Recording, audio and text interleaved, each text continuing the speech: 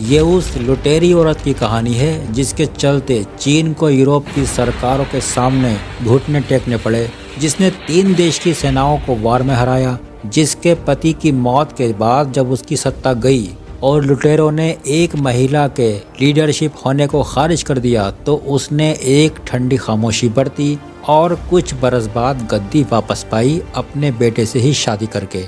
इस औरत ने जिन शर्तों पर सरेंडर किया आप सुनकर चौंक जाएंगे। ये आज से 200 साल पहले समुद्र में अपनी बादशाहत कायम कर चुकी शी जिंग की कहानी है। स्वागत है आपका हमारे यूट्यूब चैनल एगेनोलॉजी पर। अगर आपने अभी तक हमारे चैनल को सब्सक्राइब नहीं किया है तो प्लीज़ हमारे चैनल को सब्सक्राइब कर लीजिए। साल 1775 में जन्मी शी जिंग जन्म से ही अनाथ थीं। माता पिता का पता नहीं था।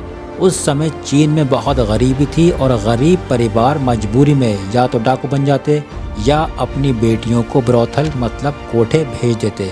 ये ब्रोथल भी ख़ास तरह के फ्लोटिंग ब्रोथल होते थे, यानी पानी में तैरने वाले तटीय क्षेत्रों में ये फ्लोटिंग ब्रोथल बड़ी नावों में चलाए जाते।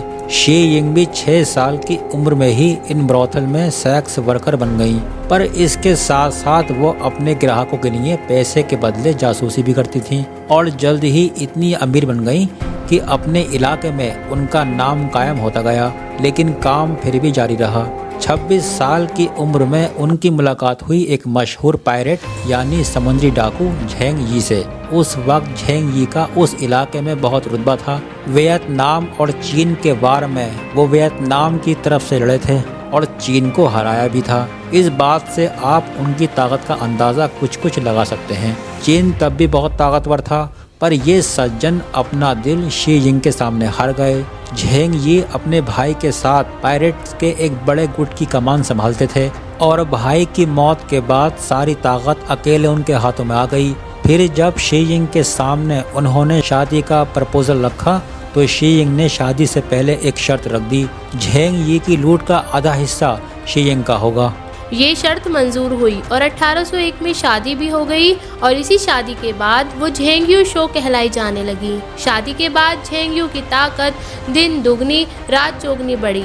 जल्दी ही वो 70,000 से ज़्यादा लुटेरों की कप्तान बन गई, जिनके पास 1200 से अधिक जहाज की जिम्मेदारी थी। तस्करों पर भी उनका राज हो गया। 1805 तक पूरे साउथ चीन पर सिर्फ उनका ही राज था। अब इतने बड़े समूह को ठीक से चलाने के लिए उन्हें छोटे हिस्सों में बांट दिया गया। हर हिस्से को एक खास रंग का झंडा दिया गया, लाल, काला, नीला, सफेद, पीला और बैंगनी। ऐसे ही समुद्र को भी 6 हिस्सों में बांटा गया। खुद के लिए उन्होंने सबसे बड़ी फील्ड में लाल झंडे को रखा। अब इतने बड़े सिस्टम का फ्यूचर भी सोचना पड़ता है, इसलिए दोनों ने सहमति से मछुआरों का एक बच्चा गोद लिया, झांग बाऊ। हालांकि कुछ लोग ऐसा भी मानते हैं कि झांग बाऊ झेंगयू को पसंद थे और उनको अपने पास रखने के लिए उसने अपने पति को उसे गोद लेने के लिए राजी किया।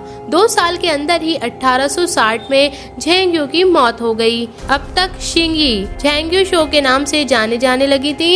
इसका मतलब ही होता है झेंगयू की वाइफ। मगर लुटेरों की समुदाय को एक महिला का राज एक्सेप्ट करने में हिचकिचाहट थी। वही मर्दों की ओल्ड एज प्रॉब्लम्स, ईगो, अहंकार। लेकिन उन्होंने झेंगयू के 2 खास नेताओं को अपने विश्वास में लिया। अपने दत्तक पुत्र झांग बाऊ को लाल फील्ड का लीडरशिप बनवाया। कुछ समय बाद उन्होंने अपने बेटे से शादी की और सारी सत्ता धीरे धीरे अपने हाथों में ले ही ली।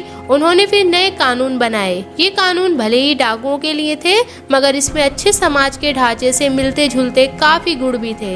मसलन बंदी महिलाओं से बलात्कार पर रोक, इस नियम का पालन नहीं करने पर मौत की सजा, प्रॉपर्टी का बराबर बंटवारा और चोरी पर मौत की सजा। मौत की सजा कई बातों पर दी जाती थी, जैसे समूह को छोड़कर जाने पर या फिर अनुशासनहीनता दिखाने पर। वागनाउ सरकार के लगभग सभी जहाज को भी उसने धीरे धीरे अपने कंट्रोल में ले लिया। अब वागनाउ साउथ चाइना सी के दक्षिणी छोर पर बसा है। इसके अलावा उन्होंने नमक के व्यापार के लिए पासपोर्ट सिस्टम भी बनाया। इसके तहत नमक व्यापारियों को एक रकम देनी होती, जिसके बिना उन्हें आगे जाने की परमिशन नहीं मिलती। इसके लिए टैक्स ऑफिस का भी कंस्ट्रक्शन किया गया। थोड़े कोऑर्डिनेशन, थोड़े डिप्लोमेसी का भी इस्तेमाल होता था। तट के गांव को किसी दूसरे डाकुओं के दल को हेल्प नहीं करने दी जाती थी। वही लॉयल्टी और रिवार्ड्स वाला सिस्टम जो डर से चलता। खाने पीने का सामान इन्हीं गांव से आता। खाने पीने की कमी की वजह से बाकी डाकुओं के दलों को थक हार कर कहीं और जाना ही पड़ता। 1809 तक इनका आतंक इतना बढ़ गया कि चीनी सरकार हेल्प मांगने यूरोपीय शक्तियों के पास पहुंच गई। चीनी, ब्रिटानिया और पुर्तगालियों नौसेनाओं ने मिलकर एक रोज इन पर हमला कर दिया, लेकिन फिर भी मुंह की इन्हें ही खानी पड़ी। एक बार तो वार के दौरान उसने अमेरिकन कार्गो को खदेड़ा, पुर्तगाल के एक जहाज को कब्जे में ले लिया। इसके अलावा थाईलैंड को जाता हुआ एक ट्रिब्यूट मिशन, यानी कि एक राज्य से दूसरे राज्य को भेजे जाने वाले तोहफों से भरी नाव को भी लूट लिया, और ये सब सिर्फ एक ही दिन में किया गया। युद्ध में तमाम कोशिशों के बाद भी चीनी सरकार और यूरोपियन सेनाएं हारी, पर हुआ ये कि झेंग्यू शो का मन शायद थोड़ा पिघला। उन्होंने खुद ही सरकार के सामने 1810 में सरेंडर किया, मगर सरेंडर भी अपनी शर्तों पे किया। शर्त ये रखी कि किसी लुटेरे को कोई सजा नहीं दी जाएगी, लूट का सामान लौटाया नहीं जाएगा, सिर्फ हथियार और कुछ जहाज सरकार को सौंपे जाएंगे। हालांकि 20 जहाजों का स्वामित्व झेंग्यू शो और झांगबाओ के पास तब भी रहेगा। इच्छा अनुसार उन्हें चीनी नौसेना में अथोराइज रूप से नियुक्ति दी जाएगी।